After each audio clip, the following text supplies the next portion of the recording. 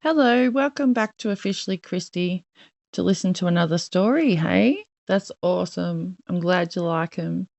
If you like it, don't forget to hit that like button, hit the subscribe so you can get all notifications clicked on, and that way you don't miss out on any future stories. So let's get straight into it. Today's story is called You Can Achieve Whatever You Choose When You're Sober. This is a bit of a long story, so you might want to get settled in.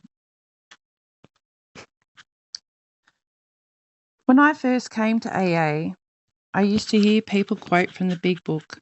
We thought we could find an easier, softer way, but we could not. At the time, I didn't realise that I'd spent my whole life trying to find an easier, softer way. It doesn't exist for alcoholics or non-alcoholics. Everybody's life contains sorrow and grief as well as love and success. I never wanted to face this. I never had any kind of pain. I hated any kind of pain, physical, mental, emotional, spiritual, and without an AA program and the fellowship of meetings, I quickly revert back to using anything I can to blot out difficulties. Without AA, this is my basic nature, but AA has shown me a way to face life and embrace every aspect of it. The rewards have been more than I could ever have imagined when I first walked in the door. I was born in 1960 in a small south coast town in New South Wales. We lived about half a kilometre from the beach. It was a beautiful location, but life was far from paradise. I have two vivid early memories which, had I known it, pointed the way to much of my alcoholic life. The first was being violently ill and rushed to the hospital after eating a toadstool. Not the same variety as the magic mushrooms I later vicariously consumed. The second memory was waking up one night to hear my parents having a violent argument. I heard my father shouting that he hated me. I can still recall the rising panic and my head spinning, and then being unable to get back to sleep.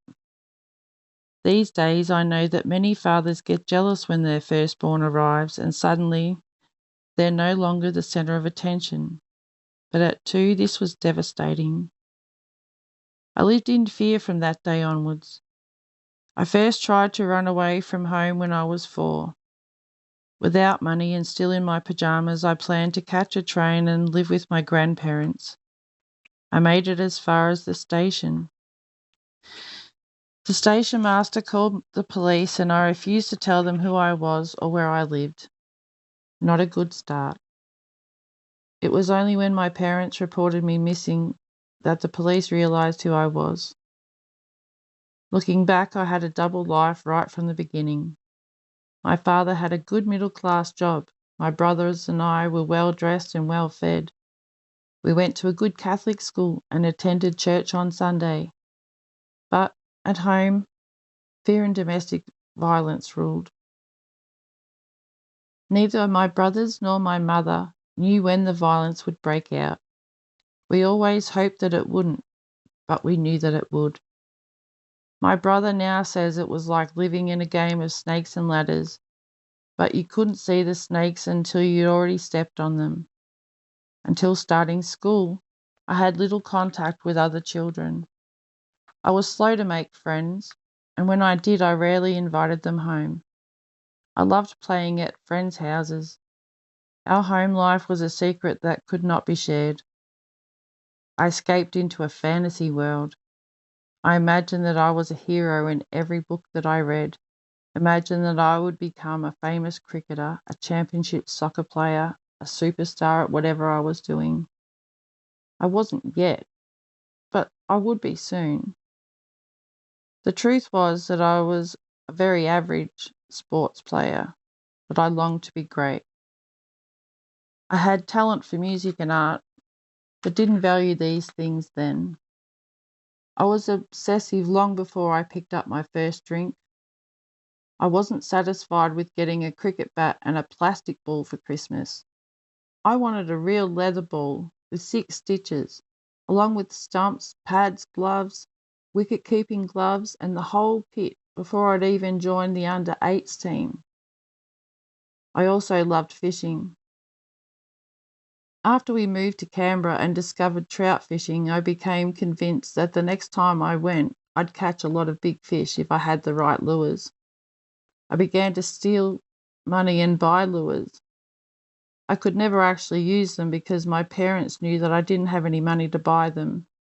So I'd just look at them when my parents went out and imagine all the fish that I was going to catch. It was all part of my fantasy world. In my early school years, I got excellent grades, but at the age of 12, I discovered alcohol. Actually, I already had a habit of drinking the remains of everyone's glasses after family get togethers or Christmas parties, but now I sought out my father's whiskey decanter to drink for its effect. The taste was strong, and it made me cough, but my fear and insecurity disappeared. I felt like king of the world from then on. Every time my parents went out, I drank a bit more out of the bottles in the cabinet. Whiskey, brandy, vodka, rum, or liquor. I didn't care what the label said as long as the bottle contained alcohol. I worked out that if I drank a little bit different bottles each time, my parents would never notice. A couple of years later, I tried marijuana. It also made me feel great and allowed a temporary escape. Soon I started stealing money to buy it, and when I couldn't get any, I'd steal a bottle of wine from my parents' collection and drink that instead. Within 6 months, my consumption was out of control. My grades at school had dropped. I lost interest in cricket and fishing and became totally obsessed with escaping reality. Needless to say, this didn't go down very well at home or at school. I was always in trouble, which brought violent punishment at home, which in turn provided an excuse for more drinking, drugs, and stealing. It was a vicious circle. By the time I was the age of 16, I was drinking daily, using every drug that I could lay my hands on, legal or illegal. I was doing break and enters, robbing doctors' surgeries, church collections, and stealing from anyone and everyone. My parents used to buy wine in bulk and bottle it. I sat under the house and drank most of them. After a while, they noticed that I would go outside and come back in drunk. They started listening for the back door, so I moved to the laundry cupboard and drank metho instead. Eventually, I got caught for a couple of break and enters and was put into a government home. I soon learnt how to get drugs even in there. I had a very good welfare officer who helped me to get a job, which enabled me to get out of the home on a good behaviour bond. The job lasted a week. Payday was Thursday, and on Friday morning I turned up drunk with blood all over me. That was the end of the job. Several others quickly came and went, and I was soon back on the dole with nothing to do but get stoned and drink. I lived like an animal. I was renting a caravan for $15 a week, which I rarely paid. Life consisted of getting my dole check, blowing it on drugs and alcohol, then stealing more money to get more drugs and alcohol until the next dole check came. I spent nothing on food or clothes. I had no shoes. I never washed or showered and wondered why I had no friends. I was absolutely blind to what I had become. One bright point was my welfare officer. I broke my good behaviour bond endlessly, but he never informed the police. For some reason, he had faith in me. One day he said to me, "You're always hiding behind your hair." Now it was down to my waist and staring at the ground. "You're an artist. Look at the top of the trees." This struck a chord and gave me some kind of hope for the future. Somehow I made it to my 18th birthday and my good behaviour bond was over. 2 weeks later, I was back in jail and I really began to be in despair. Now, 30 years later, I still have that same bail's bond, which my mother paid so I could be released into rehab. It was there that I was introduced to AA. To stay in this place, I had to go to AA meetings. I was withdrawing and very foggy mentally, but still remember a speaker from my first meeting. He was 30 years older than me, but when he said, "Once I start drinking, I can't stop and I can't guarantee my behaviour," I identified. About 2 weeks after my first meeting, there was a national AA convention in Canberra. At a time when nobody wanted to know me, here were hundreds of people shaking my hand and offering me food. Even then, one of them gave me a book, and I realised that AA was a big thing and that people there had joy and hope in their lives. I kept going to meetings until I left rehab, but then my ego resurfaced. I wanted to stay sober, but thought I could handle it by myself. I had no trouble admitting that I was an alcoholic, that my life was unmanageable, but I did nothing about the rest of the program. I became obsessed with the why am I an alcoholic? How did I become an alcoholic? And the endless self-obsessive analysis. I was also plagued by fear and paranoia. There were people after me for money, and I imagined that I was being followed down every street by them, the police, or unknown others who were also about to attack me. I couldn't talk to people, I couldn't relate to people, I couldn't function at all. Needless to say, I drank again. After several benders, made worse by my new knowledge of what alcoholism was, some of the AA messages started to penetrate my consciousness. I'd reached a point of either suicide or facing an unknowable future, which was terrifying. I got a sponsor and started to be honest with him, even telling him things I didn't like about AA. I was prejudiced about the men who wore suits or the women who wore makeup. I thought it was all too American. And most of all, there was the issue of God. I was in a real bind. I knew I needed AA in order to survive, but felt that I'd have to give up my whole identity if I was to surrender to this way of life. I was also scared of being alone. I was 18 years old and most people in AA were middle-aged, married or divorced. All the people I knew who were my own age were practicing addicts or alcoholics, and I knew that I couldn't afford to mix with them anymore. In the end, I realised that I may be lonely, but I had no choice if I was to survive. First, I had to learn how to live. I had to learn how to pay rent, to buy food and groceries, how to shower and change my clothes every day, how to meet my appointments at the doll office, and horror of all horrors, how to honestly look for work. I went to AA meetings every night as well as daytime meetings on weekends. At 3 months sober, I managed to get a casual job at the local Parks and Gardens department. I was not in great shape physically, but it wasn't heavy work and gradually my health improved. At the end of the summer, I was one of the few casuals to be given a permanent position.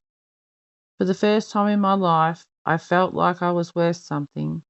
I loved the feeling of having earned money honestly and being able to meet some basic commitments. Mentally, I was still crazy though. Fear and paranoia were constant companions, and it took a long time for the compulsion to drink to leave me. When I did my weekly shop, I was terrified at the wall of bottles in the supermarket which would reach out and grab me, and I'd end up drunk again.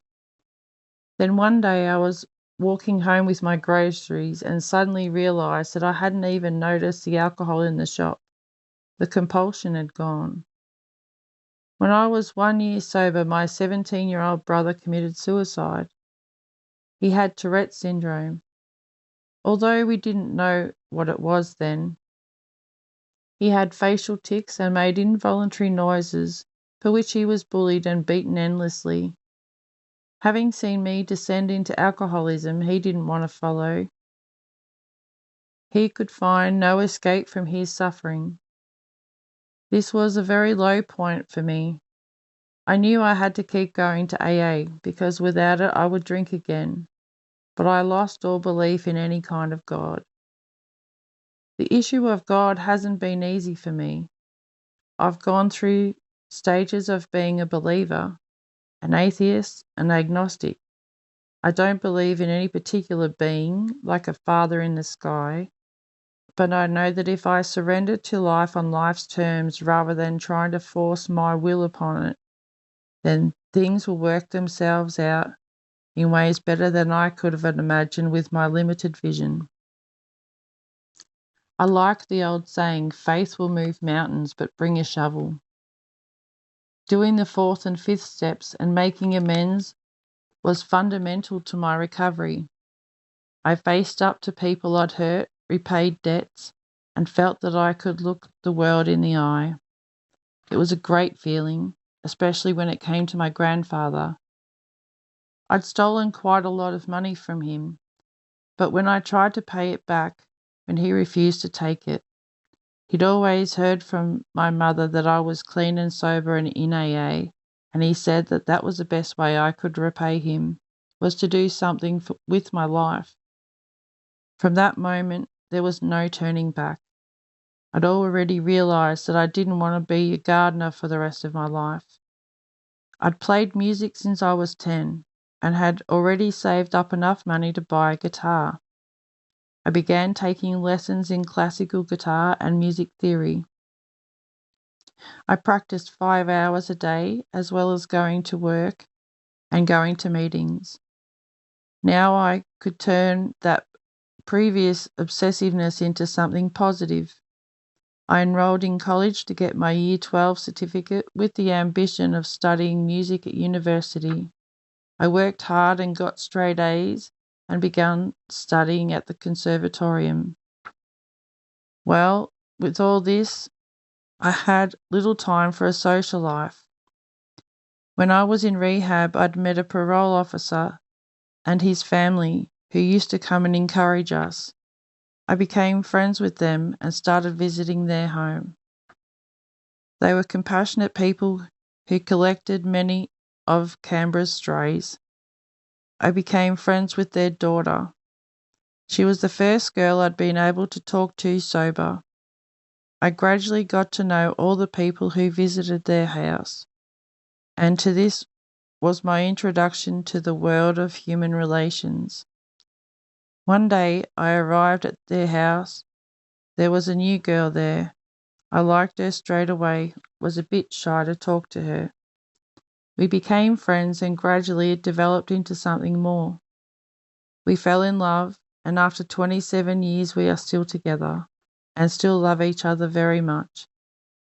It would have been impossible for me to have successfully had this relationship had I not been in AA.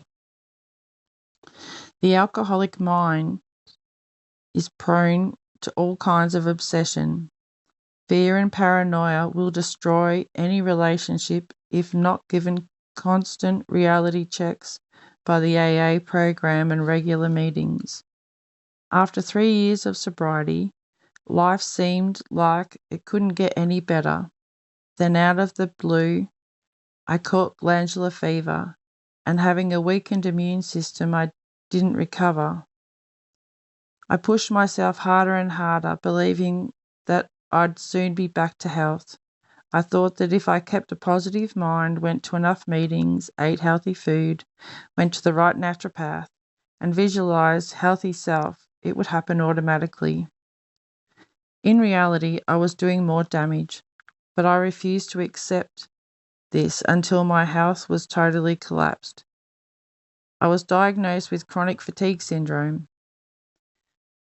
I had to give up my music study, and it seemed that my whole future was collapsing. I ended up terribly depressed, and the next few years were terrible. I tried almost every alternative treatment in existence, and none of it worked. But I stayed sober and kept going to meetings. In the end, it was like when I first came to AA. I had to accept that my old life was gone and to surrender to the unknown future, whatever that might be. I had to have complete best read for a very long time. I kept my mind occupied by studying music on my own and practicing wherever I could. I'm lucky enough to live in a country where the government provides pensions for people who are disabled by illness, and this relieved the financial insecurity, which I gradually regained some health over the next few years. I couldn't work at a standard job, but I was able to begin private teaching.